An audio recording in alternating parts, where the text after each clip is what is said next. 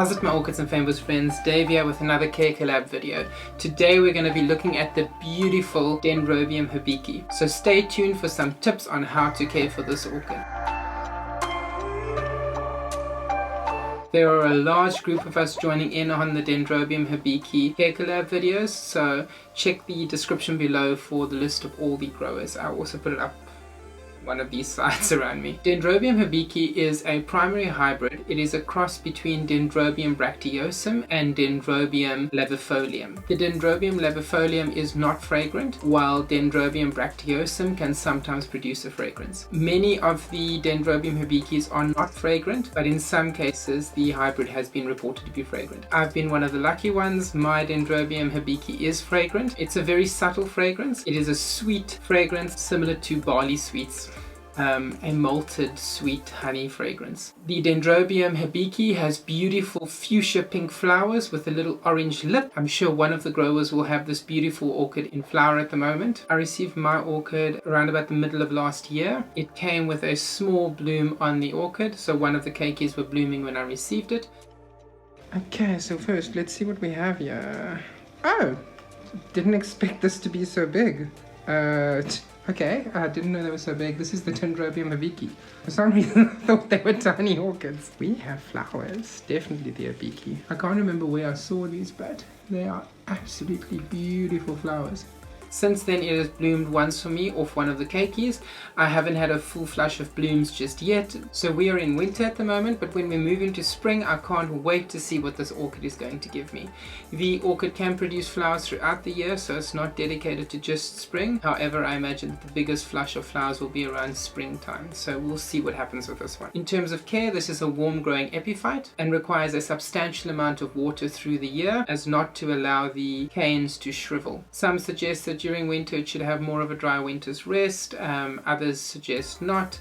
So I'm just going to see what happens with my orchid. I'm watering it right through. I don't stop watering. Fertilizer, carry on with the weekly. Might not be the best for dendrobiums, but I'm going to see what happens. I like to continue with my normal watering and fertilizer regime and see where that takes me, rather than just listening to everything that's suggested out there. If it's not the best, it's not the best. We'll find out, we adapt for the following year. As you can see at the moment, I have my orchid potted in sphagnum moss in a clay pot. Generally that media wouldn't be considered the best in the clay pot because sphagnum moss alone will dry out pretty rapidly. You would actually need to mix it with bark or perlite. However, when I first got this, for some reason I potted it in sphagnum moss, so what that just means for me is I need to water more frequently. So at the moment I water about twice a week and I spritz the moss if I see that it is drying out during the week. She's been doing generally well for me, even though there's a little bit of signs of dehydration from when I wasn't able to stay on top of the watering routine perfectly. However, she bounces back pretty easily and pretty rapidly, so she's doing very well. This orchid has a nice tell sign to it. If you look at the canes, they will show you, they will start to shrivel very rapidly. I tend to pay a lot of attention to the canes when they start to lose plumpness a bit, and then I will obviously water the orchid. This one has just been watered at the moment and is doing pretty well.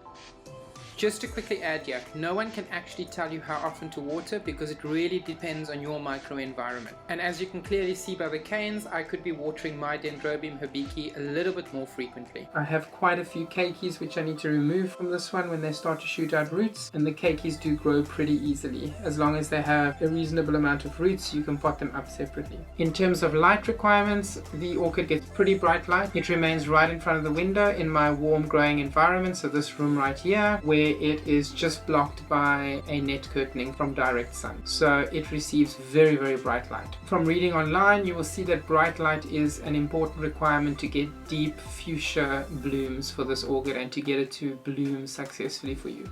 So make sure that you try to maintain pretty high light levels for this orchid.